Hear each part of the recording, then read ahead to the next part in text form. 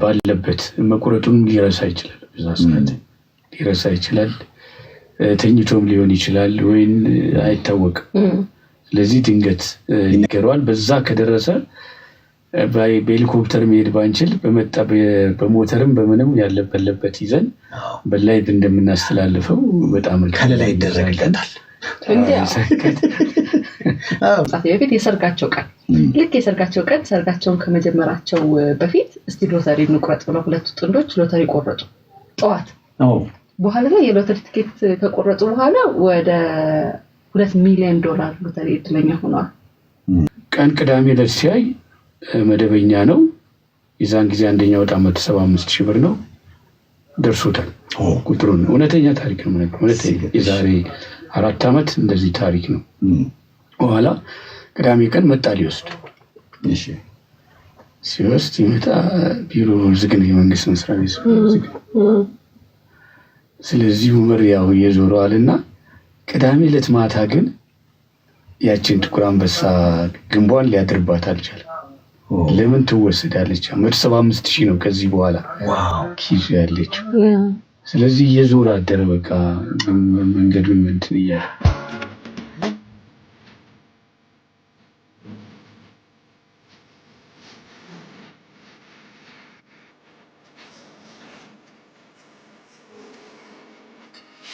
እዚህ አጠገባችን እንግዲህ ከኢትዮጵያ ሎተሪ አገልግሎት ይጋበዝናቸው እንግዳሉ እንኳን ደህና መጡ እንኳን ደህና ተበቃችሁ ሰላም ነው ወይ መስከል ሰላም ነው ያው ሁሉ መጀመሪያ እስኪ ራስዎን በኢትዮጵያ ሎተሪ አገልግሎት ያሉትን የሥራ ድርሻ መስኪያ ይንገሩን ቴዎድሮስ ነው ይባላል የኢትዮጵያ ሎተሪ አገልግሎት ኮሙኒኬሽን ዳይሬክተር ያው እንግዲህ እናንተ ሎተሪ ትቆርጣላችሁ በጣም ከቅድም ጀምሮ ስጓጉ የነበረው ጥያቄ ለመጠየቅ ከኢትዮጵያ የሎተሪ ደንበኞች አንደኛ ቆራጮቹ የኢትዮጵያ ሎተሪ አገልግሎት ሰራተኞች ናቸው እንደው ማቆራረጣቸው ታውቆ ታይቶ ነው የሚቀጠሩት ኢንተርቪው ላይ ስንት ቆርጣላችሁ እሺ ለምን በራሳቸው ላይ ስለሚከሰክሱ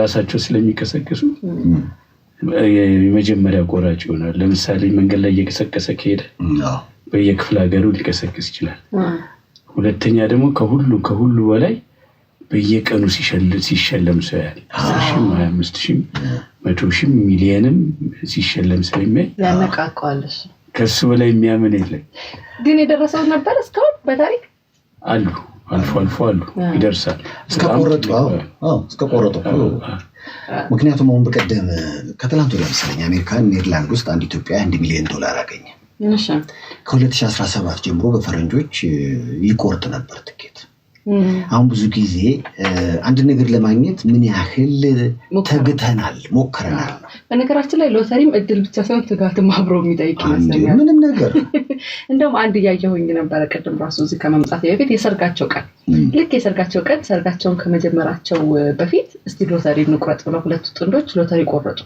ጠዋት በኋላ ላይ የሎተሪ ትኬት ከቆረጡ በኋላ ወደ $2 ሚሊዮን ሎተሪ እድለኛ ሆነዋል እንደው አባትየው ራሱ አገልግሎት ቢወስድ የኢትዮጵያ ሎተሪ አገልግሎት አቤት ከዛኔ አባት ስም ይቀጥለው ኧረ 50 ሚሊዮን አገኘ እንትን ራሱ ጉድ ፈቻ ራሱ ለተቆም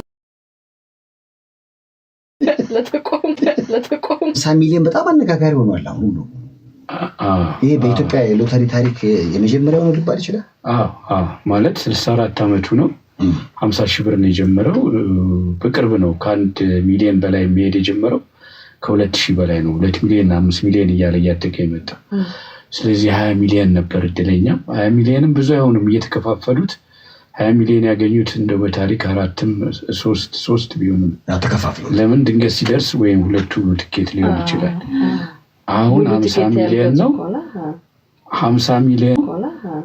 50 ሚሊዮን እሱ ብቻ አይደለም ታሪካዊ ሁለተኛውም ታሪካዊ ነው 25 ሚሊዮን እሱ ራሱ ሁለት ሪከርድ ነው ስለዚህ እሱ ብቻ ሳይሆን ሁለተኛው 12 ድለኞች ስለሆኑ ይሄም ሪከርድ ነው ለዚህ የዛን ቀን ግንቦት 30 ዝናብ ሳይሆን የሚዘንበው ሚሊዮን ነው ይሄ በጣም ለየት ይላል ሚሊዮን ነው የሚዘንበው ስለ ሎተሪ ለሎተሪ አሜን አካፋብኝ አሜን። በሎተሪ ታሪክ የምሰማቸው ምን ያህል ጊዜ ሆነው በኢትዮጵያ ሎተሪ አገልግሎት ሲሰሩ ምን ያህል ጊዜ? 19 ዓመት። ምናልባት በታሪክም እርሶም ስራ ላይ እያሉ ሊያጋጥም ይችላል። ለየት ያለ ከአሁን በፊት ሎተሪ ደርሶት በሙቅ በሩ ላይ ትኬቱን ለጥፎ በሩን ገንጥሎ ይዞ የመጣ ሰው አለ ሲባል ሰማለሁ። አፈ ታሪክ ነው እውነት ነው? ይሄ ነገር የኢትዮጵያ ሳይሆን የውጭ ይመስለኛል። የውጭ ስቶሪ እየቆየ የኛ ሆነ አላምደለው። ለየት ያለ ግን አለ ከትኬት ጋር የተገናኘ ጉዳይ። ከትኬት እኔ የኡመር ታሪክ ነው ትንሽ ለየት የሚልብኝ። ማለት ኡመር ድንገት አንድ ቀን ሰኞ ዕለት 1 ሰዓት ላይ መስሪያ ቤት ተገኘ እና ከፊቱም ሰውነቱን ቆሽሿል። ሌዘር ጃኬቱ የጨርቅ ነው የሚመስለውና ሱሪ እንዲህ ያሰረውና ሎተሪ ደርሶ ኮት ውስጥ ሎተሪው አለች። ጭንቅላቱ በጣም ያቃታል፣ በቃሉ ያቃትና ቀን ቅዳሜ ዕለት ሲያይ መደበኛ ነው። የዛን ጊዜ አንደኛ ወጣ 175,000 ብር ነው ደርሶታል። ቁጥሩን እውነተኛ ታሪክ ነው ማለት እውነተኛ የዛሬ 4 ዓመት እንደዚህ ታሪክ ነው። በኋላ ቅዳሜ ቀን መጣ ሊወስድ። እሺ ሲወስድ ይመጣ ቢሮ ዝግ ነው፣ የመንግስት መስሪያ ቤት ዝግ ነው። ስለዚህ ኡመር ያው እየዞረዋልና ቅዳሜ ዕለት ማታ ግን ያችን ጥቁር አንበሳ ግንቧን ሊያድርባት አልቻለም። ለምን ትወሰዳለች? 175,000 ነው ከዚህ በኋላ ኪሱ ያለችው። ስለዚህ እየዞረ አደረ። በቃ መንገዱን እንትን እያለ እሑድ ቀን የሆነ ቦታ ደረሱ። እንግዲህ እንደነገረን ነው።